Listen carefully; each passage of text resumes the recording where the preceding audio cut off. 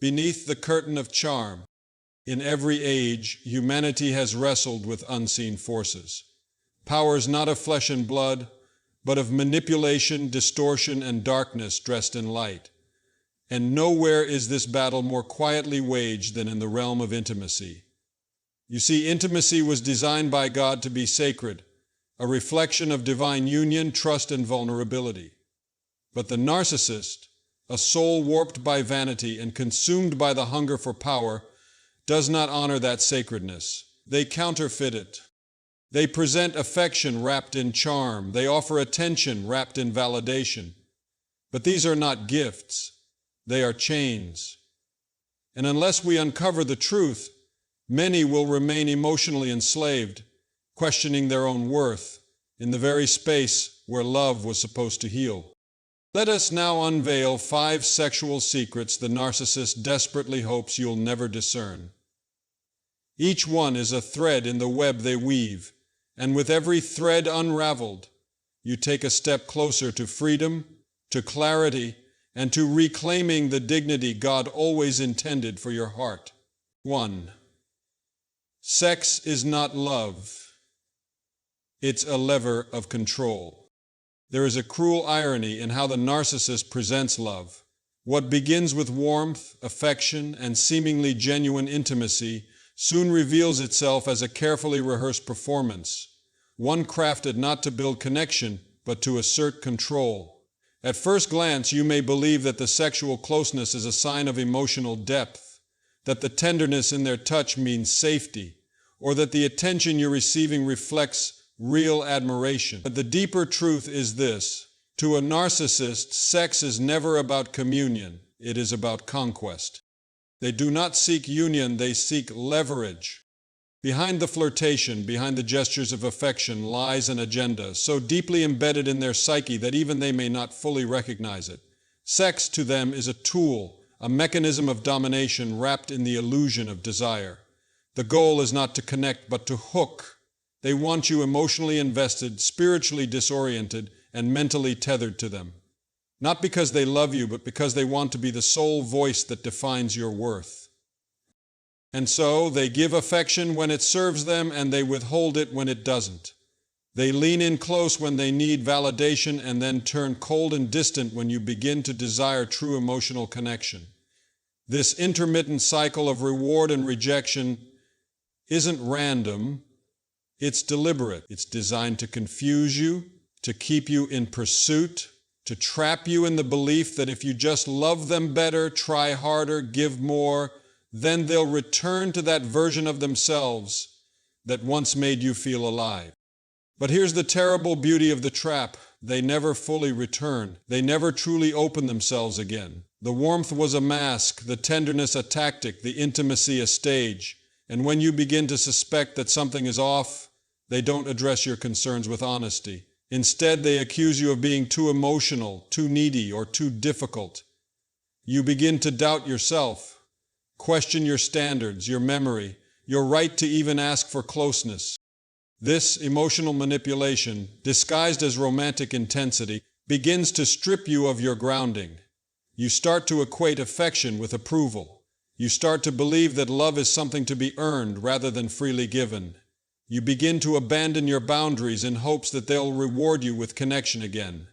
And all the while, the narcissist remains in control, deciding when you are worthy of affection and when you should be starved of it. This, dear soul, is not intimacy. It is spiritual warfare. God created love and intimacy to be sacred, to mirror His relationship with us, unconditional, mutual, freely given. But what the narcissist offers is the counterfeit. It feels real at first, but its fruit is confusion, not clarity, exhaustion, not peace, control, not care. When someone uses affection to manipulate you, when they weaponize closeness to secure compliance, they are not loving you. They are using you. And perhaps the most painful part is that, deep down, you may know this. You feel it in your soul. You sense the manipulation, but you second-guess it because you remember the version of them who seemed so gentle, so attentive. That version was the bait. The power of this secret lies in its subtlety.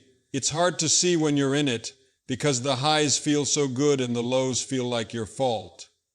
But the truth is, you were never the problem. You were only the prey. So what do you do with this truth? You stop chasing what was never real. You stop trying to decode mixed signals that were always meant to confuse. You stop measuring your worth by someone else's emotional temperature. You begin to return to the truth that God's love, real love, is stable, faithful, and not dependent on performance. You begin to remember that you deserve love that doesn't require losing yourself. Because love, real love, doesn't feel like a test. It feels like home. 2, it's not about you, it's about their need for validation. One of the greatest deceptions the narcissist perpetuates is the illusion that their passion, their seduction, their affection are all for you. It feels flattering at first. The way they admire you, touch you, pursue you, it seems like you've become the center of their universe. But what if I told you that it was never really about you at all? What if you were not the object of their love, but merely the mirror that reflects back their desire to feel important, powerful, and admired? This is the second secret narcissists hope you'll never realize. Sex, to them, is not about closeness. It is not about honoring your body, cherishing your soul, or building intimacy. It is about validation. The narcissist walks through life with a cracked foundation. Their sense of self is not rooted in truth, but in image, not in character, but in control. They are endlessly hungry for affirmation because deep down, they don't know who they are without it. They don't seek love, they seek applause. And you, dear soul, become the audience. Sex becomes their performance stage. It is the arena in which they act out the fantasy of being irresistible, adored, even worshipped. Every gesture, every word, every look is meticulously crafted, not to connect with you, but to provoke admiration from you. They may ask, "Was that good for you?" But their eyes are not searching for your answer. They are searching for their reflection in your praise. If you hesitate, if you don't mirror back the enthusiasm they expect, their mask begins to crack, their mood shifts. They withdraw, grow irritated, maybe even accuse you of being ungrateful or cold. It is not because they care about your experience. It is because they need your reaction to validate their fantasy of superiority. In a healthy relationship, intimacy is a shared offering. It's a dance of mutual vulnerability where two people reveal themselves slowly, honestly, and humbly. But with a narcissist, you are not dancing, you are performing. You become the supporting role in the movie of their self-worth. Your body becomes a prop, your feelings become irrelevant.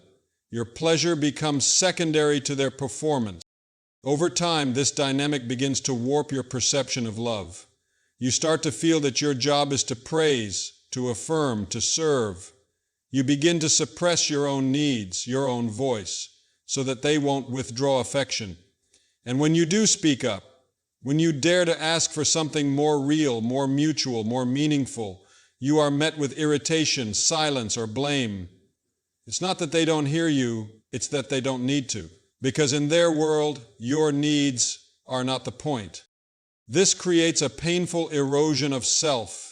You begin to feel invisible, not because you don't exist, but because you're only allowed to exist in the ways that affirm their ego. And the worst part, you start to believe that this is normal, that maybe you're too needy, that maybe your standards are too high, that maybe if you just tried harder, they'd start caring about your experience too. But hear this truth. Love that demands you to disappear is not love. It is worship.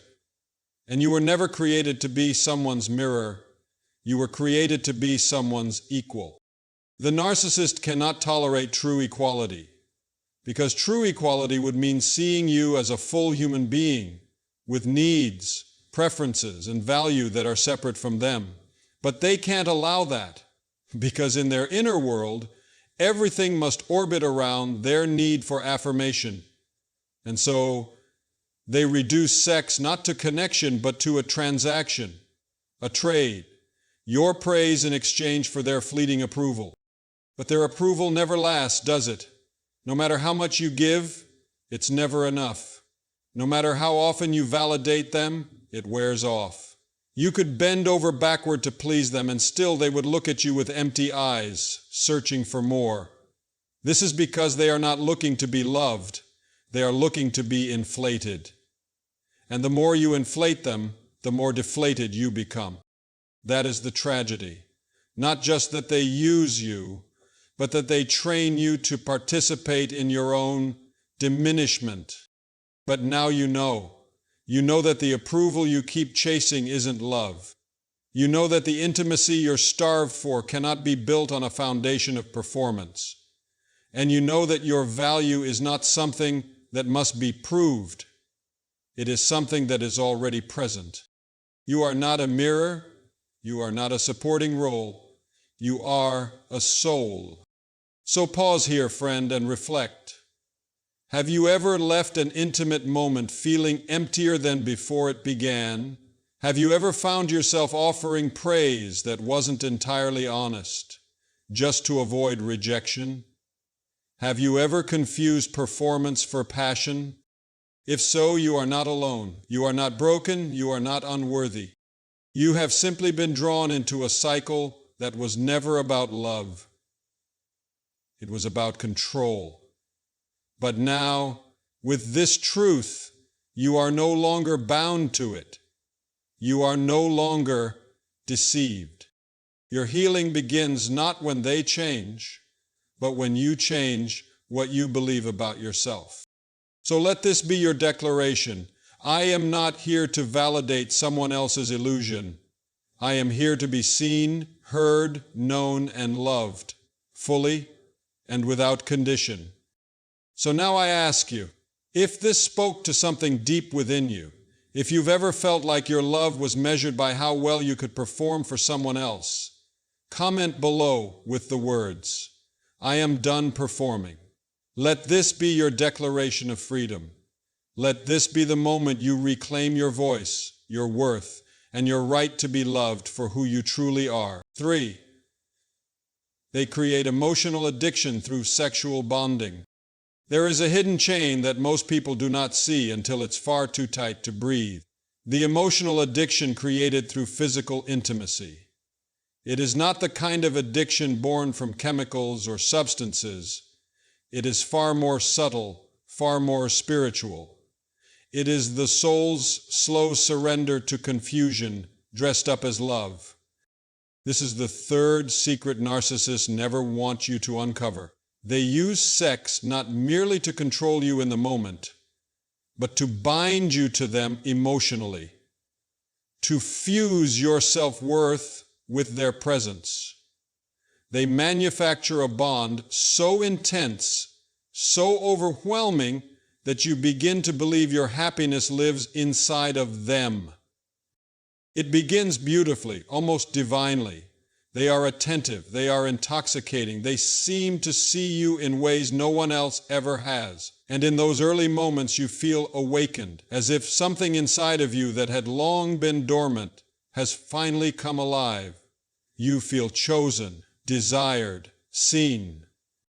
But this awakening is engineered. It is not the fruit of love, it is the bait of control. The narcissist knows how intimacy disarms the soul. They know how powerful the bond becomes when two people expose themselves physically and emotionally. But where the healthy soul offers vulnerability to build trust, the narcissist weaponizes it to build dependency. They pour affection on you in unpredictable waves. One day they're emotionally available, showering you with attention, tenderness, and closeness. The next, they are distant, cold, even dismissive. This inconsistency is not a flaw. It is the formula, because when they withdraw affection, you panic, You begin to question your worth. Did I do something wrong? Did I disappoint them? How can I win them back? And so you begin to work harder, giving more, apologizing more, sacrificing more, all in the desperate hope of feeling close again. What they've done is condition you to associate love with anxiety. Intimacy becomes a drug. Their approval becomes your fix. And like any addiction, the high is always followed by the crash. But the memory of the high keeps you chasing. You remember the sweetness of their attention, and so you ignore the bitterness of their absence. You keep going back, not because it feels good, but because you can't bear the emptiness when they pull away. This is not your fault. This is what happens when a person carefully manipulates the soul's deepest need for connection. The narcissist does not bond with you because they love you. They bond you to them, so that you will never stop proving your love for them. Over time, your world shrinks. Your thoughts revolve around their mood, their words, their behaviors. You wake up thinking about how to keep them happy.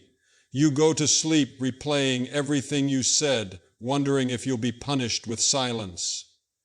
You begin to lose the sound of your own voice because theirs is always in your head. You become addicted not just to the good moments, but to the hope of the good moments returning. That is the cruelest part. Because hope, when misused, becomes a prison. But God did not design you to live in confusion. He did not create intimacy to be a leash around your soul. He created it to reflect His own nature. Faithful, secure, mutual. Love was never meant to be something you earn by guessing correctly or performing perfectly.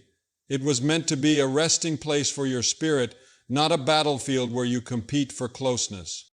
The emotional addiction created by narcissistic intimacy is deep, but it is not final. Because no matter how long you've been trapped in the cycle of withdrawal and reward, there is still a voice inside you that knows this is not love. That voice may be faint. It may be buried under years of compromise, but it is still there. It is the voice of truth. And the truth is, you were whole before they came. You are not less because they withhold themselves. You are not incomplete because they play hot and cold. You are only hurting because you gave your heart to someone who never planned to hold it with care. But here is the greater truth. You can heal. The bond can break. Not through more pleasing, not through more giving, but through clarity. When you finally see that the addiction is not to the person, but to the roller coaster they've kept you on, you can step off the ride, and when you do, your peace will return. 4. Sex is their kingdom, dominance is their throne. There are some forms of control that wear masks of tenderness. Some thrones are built not of gold, but of seduction. In the world of the narcissist, sex is not a gift, it is governance. It is not a communion of souls, it is a coronation of power. And you, if not aware, may spend years mistaking your own submission for closeness, when in truth, it was never intimacy they sought, it was dominance.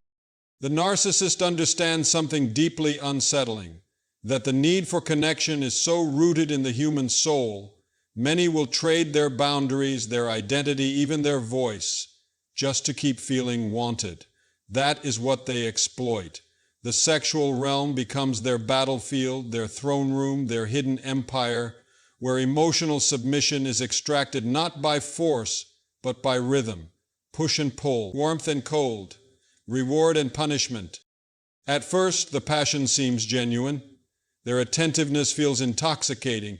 They look at you like you are the only soul on earth worth touching. And in those moments, you feel chosen, seen, and deeply desired.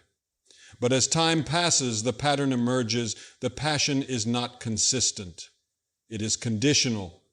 And its arrival or disappearance no longer depends on mutual affection, but on whether or not you've pleased the king. You see, in a healthy relationship, intimacy is not currency, it's not weaponry, it's not used to punish or to promote. It is offered freely because love desires union, not leverage. But with the narcissist, sex becomes a tool to maintain the upper hand. They do not offer it to nurture, they offer it to negotiate. And they withhold it, not because they've lost desire, but because they sense your craving for connection, and they know exactly what it does to you when they deny it. The narcissist studies you. They know the moments you feel most vulnerable, most insecure, most unsure of yourself. And they use that awareness not to draw closer, but to pull away. They become emotionally frigid, sexually unavailable, distant, not because they are indifferent, but because they understand the impact. Their distance creates your desperation, and your desperation becomes the proof of their superiority. It is not that they do not want intimacy, it is that they only want it on their terms. They want it when it reinforces their control, when it reminds you who holds the keys to closeness, when it allows them to reign over your longing like a ruler inspecting a servant's hunger. And when you comply, when you quiet your needs, when you suppress your questions, when you apologize for pain they caused, you are granted a return of warmth, temporarily. But the throne always remains, the hierarchy never shifts. And the more you give, the higher they sit. Because you are not being invited into intimacy, you are being initiated into obedience. This dynamic leaves a mark not only on your emotional well-being, but on your perception of yourself. You begin to question, am I too needy? Am I not attractive enough? Why must I earn what should be freely shared? Slowly, without realizing it, your self-worth starts to revolve around their availability. You measure your desirability by their attention. You calculate your value based on their responses. And what is most tragic, you may even begin to confuse domination for desire. You may start to believe that the very imbalance keeping you small is somehow evidence of passion, because after all, the highs feel real. The return of their attention feels euphoric, but this is not love, it is programming. You've been taught to crave approval as if it were affection, to chase breadcrumbs and call it connection. Yet God did not design love to be something that strips you of dignity. He did not create the human soul to live beneath another's emotional rule. The love that flows from heaven does not place one person on a pedestal and another on their knees. It is mutual. It is generous. It serves rather than subjugates. To recognize this dynamic is painful because it means admitting that much of what felt like closeness was actually coercion. It means facing the truth that some of the most passionate moments were not evidence of love, but proof of your willingness to perform. But truth, as the scripture says, will set you free. And freedom begins where illusions die. When you stop seeing their sexual control as intimacy, you begin to reclaim your understanding of what love actually looks like. You begin to draw a line between being pursued and being manipulated. You start to understand that any relationship where intimacy is used to silence you is not a relationship, it's a regime.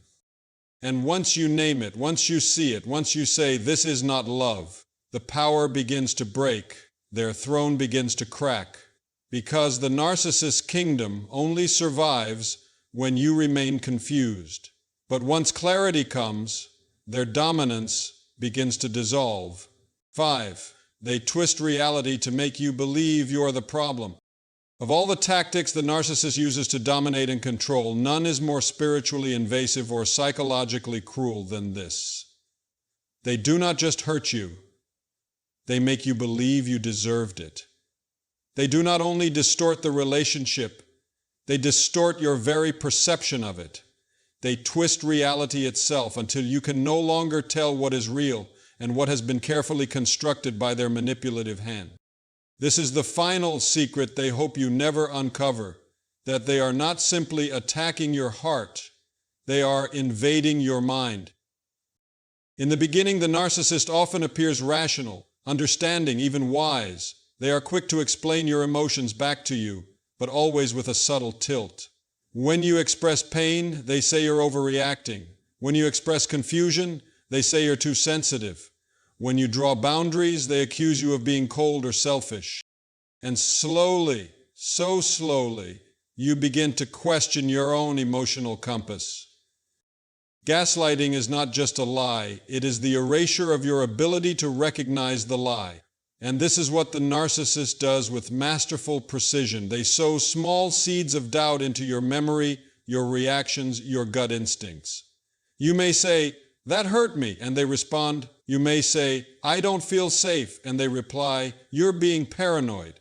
You may even catch them in a contradiction, and they will still manage to make you feel like the confused one.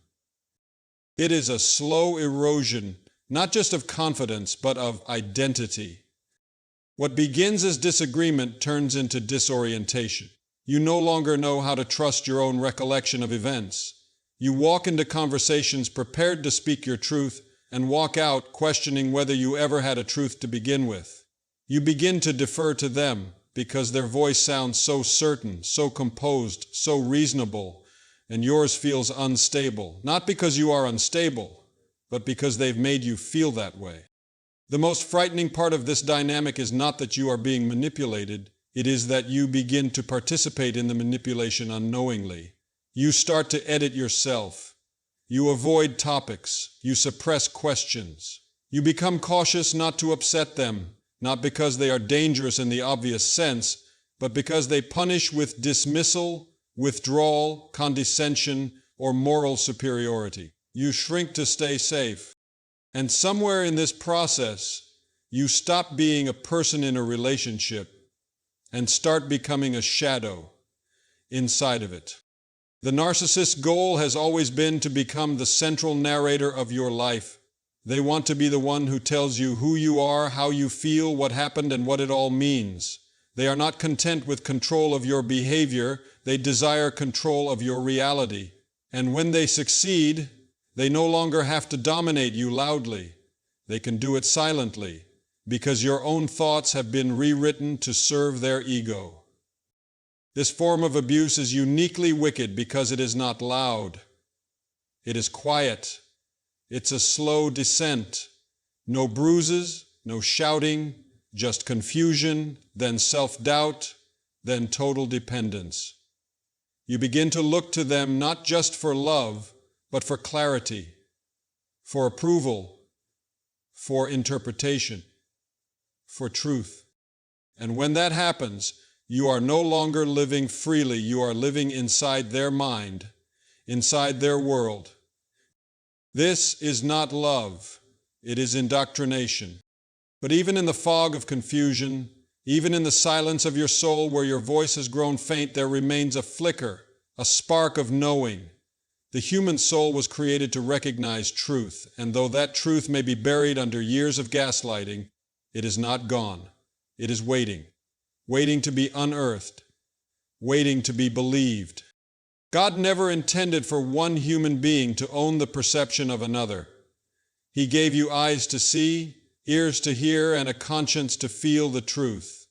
You were not created to be redefined by someone else's emotional convenience.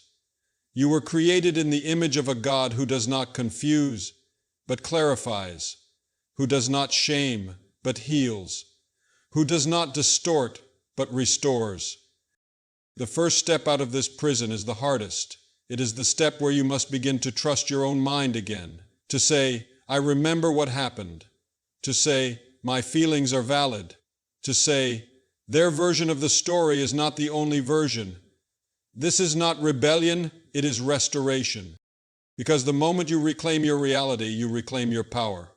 You begin to see their tactics not as truth, but as tools of control. You begin to recognize that you were never crazy. You were conditioned to believe you were. That your heart was not too much. It was simply too pure for someone who never intended to handle it with care. And as you stand in that truth, something sacred begins to happen. Your voice returns. Your vision clears. The fog begins to lift. And in its place comes a quiet, steady conviction one that no narcissist can ever steal again. I know what I saw, I know what I felt, and I know who I am. That is the end of their power. That is the beginning of your freedom, from survival to sovereignty. If you have lived under the weight of a narcissist's manipulation, you know what it means to survive a war that leaves no scars on the body, but deep fractures in the soul. You know what it feels like to question your own voice, to mistake domination for desire, to confuse withdrawal for punishment, and to believe that love is something to be earned with silence, submission, and sacrifice. But now the veil has been lifted. You have seen the patterns, you have named the secrets, and more than anything, you have remembered the truth. That what the narcissist offered was never love, it was control. It was projection, it was illusion. And once illusion is shattered by light, it cannot rule you again. You are not a mirror. You are not a puppet. You are not a supporting role in someone else's fantasy of power. You are a soul, and your soul was never meant to be manipulated into obedience or seduced into servitude. It was meant to be known, to be cherished, to be met with equal depth, equal reverence, and equal truth. You do not exist to keep someone else emotionally fed while you starve in silence. You do not exist to be admired only when you are compliant. You do not exist to perform for love. You were made to receive it. And let this be the final turning point. The moment you stop waiting for the narcissist to change and start choosing yourself. The moment you stop mourning who they pretended to be and start honoring who you were always meant to become. Because real love does not leave you empty. It fills you, it grounds you, it liberates you. So walk away from the performance. Lay down the guilt. Silence the lies that said you were too much, too emotional, too needy. And hear instead what is true. You are enough. You are worthy. You are free.